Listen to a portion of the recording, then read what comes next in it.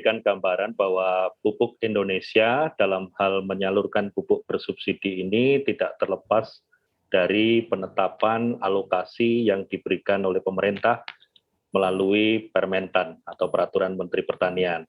Sehingga kami harus menyalurkan sesuai dengan Peraturan Menteri Pertanian.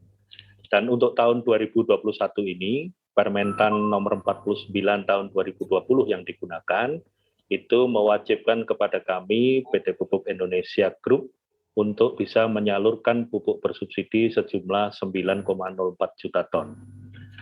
Dan alokasi pupuk bersubsidi ini tentunya diberikan kepada para petani yang berhak menerima, yang persyaratannya juga diatur di dalam Permentan itu, yaitu mereka harus bergabung di dalam kelompok tani, kemudian juga luas pengusahaannya atau luas kepemilikan lahannya itu tidak lebih dari 2 hektar, dan beberapa kriteria-kriteria lain yang ditetapkan. Kalau kita bicara sampai dengan minggu ketiga bulan November ini, kita sudah memiliki stok pupuk itu kurang lebih sekitar 1,25 juta ton. Dan rinciannya ini terdiri dari pupuk urea kurang lebih sekitar 585 ribu ton, kemudian pupuk NPK itu 313 ribu ton, pupuk organik ada 140.600 ton, kemudian SP36 ada 36.129 ton, dan ZA-nya 91.375 ton. Dan penyaluran yang sudah kami lakukan sampai dengan bulan November ini kurang lebih mencapai 76% dari total jumlah penyaluran yang harus kami lakukan 9 juta ton tadi. Demikian, Mbak. Oke, kalau dari segi wilayah sendiri Pak, wilayah-wilayah mana saja sih Pak yang sudah terdistribusi dengan baik begitu, dan sementara wilayah-wilayah mana yang hingga saat ini untuk distribusinya masih perlu ditingkatkan lagi? Baik, memang kalau kita lihat sebarannya gitu ya, ada beberapa wilayah yang cukup intensif gitu penggunaan pupuknya, dan kalau saya bilang intensif itu boleh dikatakan di Pulau Jawa itu memiliki penggunaan atau konsumsi pupuk bersubsidinya itu paling banyak dibandingkan dengan wilayah-wilayah lain di luar Jawa. Dan tentunya dalam kerangka kita menyalurkan pupuk bersubsidi untuk di Pulau Jawa, kami memiliki beberapa distribution center, dan juga kalau untuk wilayah-wilayah di luar Pulau Jawa, kami juga memiliki hub atau distribution center masing-masing.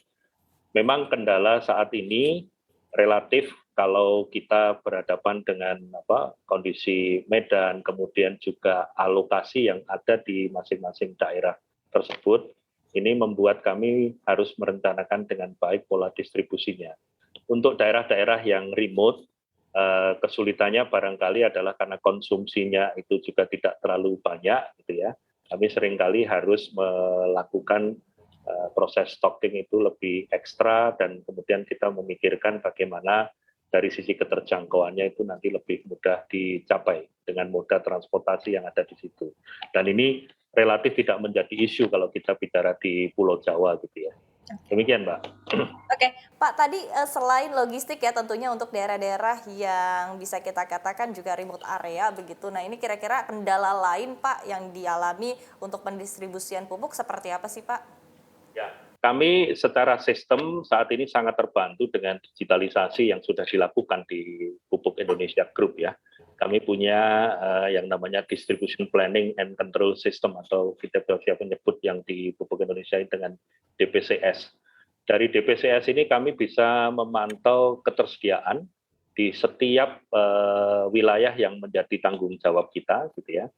Termasuk juga kalau kami bicara dalam perspektif Pupuk Indonesia Group, itu masing-masing pabrik pupuk yang ada itu memiliki wilayah kerja atau wilayah distribusi tertentu.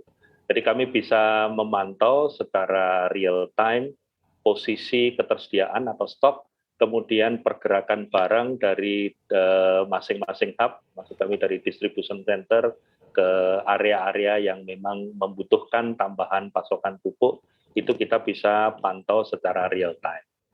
Dan ini tersebar di seluruh Indonesia, artinya cakupan kami adalah seluruh wilayah Indonesia, dan dalam konteks pemantauan melalui DPJS ini memang masih ada saat ini beberapa daerah. Kalau di DPJS itu kita gunakan gradasi warna begitu ya.